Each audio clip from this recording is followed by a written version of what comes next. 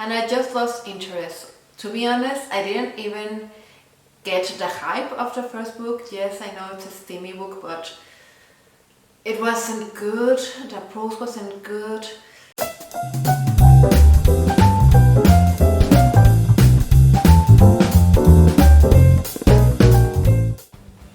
Hello, today I am dressed as a punk because today I am doing a snarky book tag.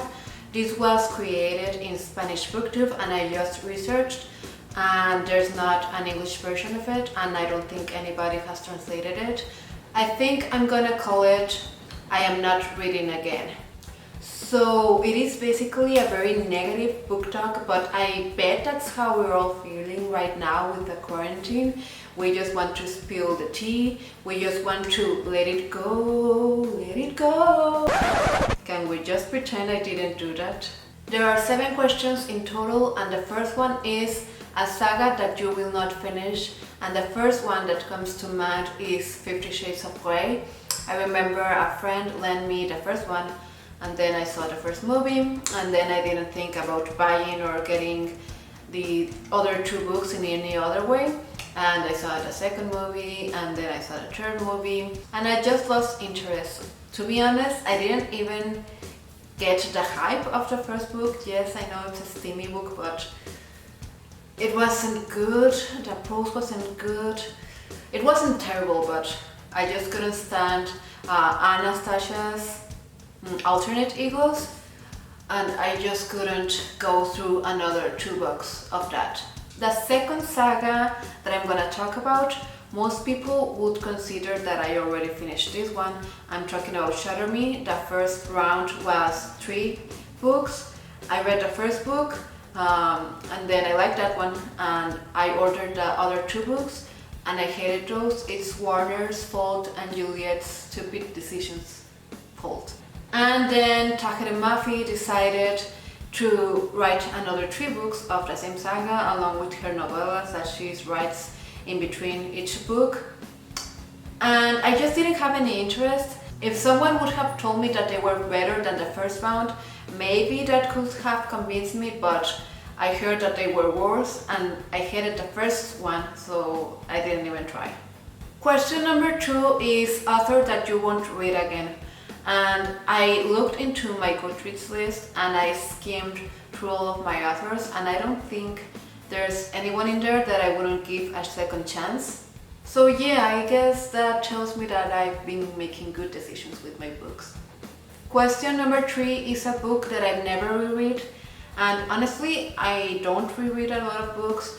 I would at least reread like my favorite book of the year, but like 3 years later or 5 years later.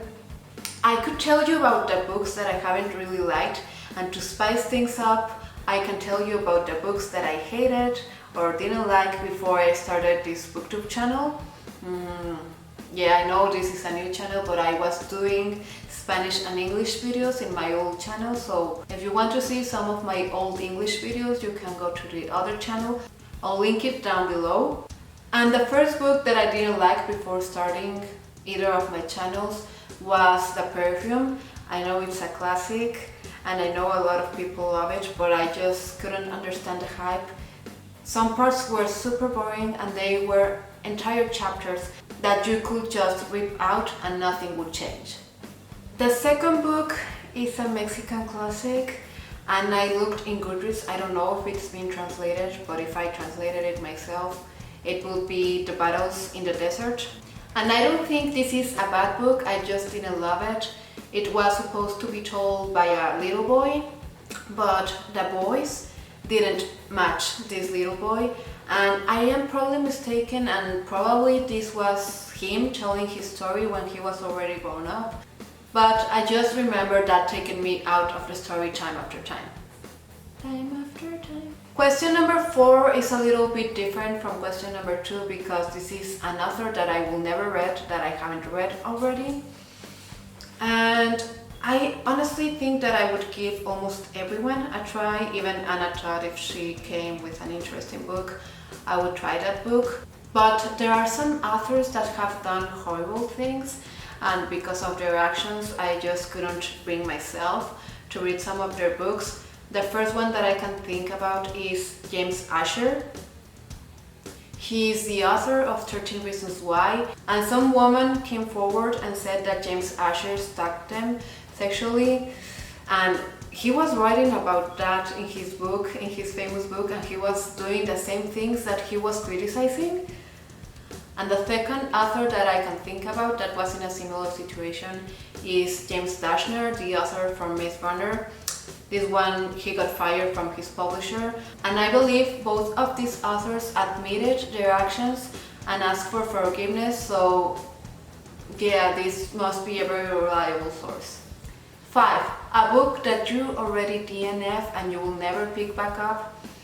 I don't normally DNF books because I think that I normally pick them very carefully, and either they're kind of boring but not problematic, or they're problematic but they're entertaining, so it's normally not that hard for me to push through.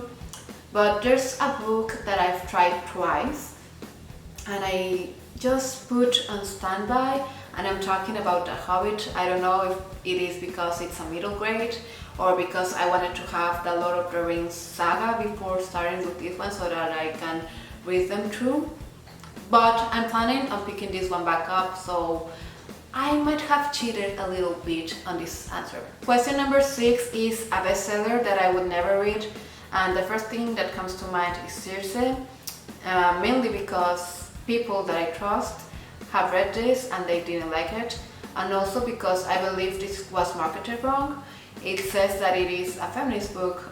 From what I've heard, it is anything but feminist. It all revolves around the men in Circe's life, and you get told about all the men, and the men are wonderful, and you're reading only about the men and how they treat Circe badly. And there's some women around Circe, but they barely get any time in the page, and I'm like, what's feminist about that? Maybe people think it is feminist because Circe is in charge on her body in some aspects, if you know what I mean, but I argue that being a feminist is more than that. Question number 7 is book that I recommended in the past that I don't like anymore, and luckily this hasn't yet happened to me. Maybe it is because my channel is very young, my other channel also, and I like to think that also because I'm careful in the books that I read, and I'm still keeping my standards in the same level. So yeah, I don't have anything to say for this question. So that's it for today's video. I'm sorry if you can hear the rain. If you stayed until now, please put in the comments down below, say no to bad books. This is how I'll know that you stayed until this point, and you will make me very happy. If you like this, please hit that button, don't forget to subscribe and to hit that notification bell, and I'll see you next week. Bye!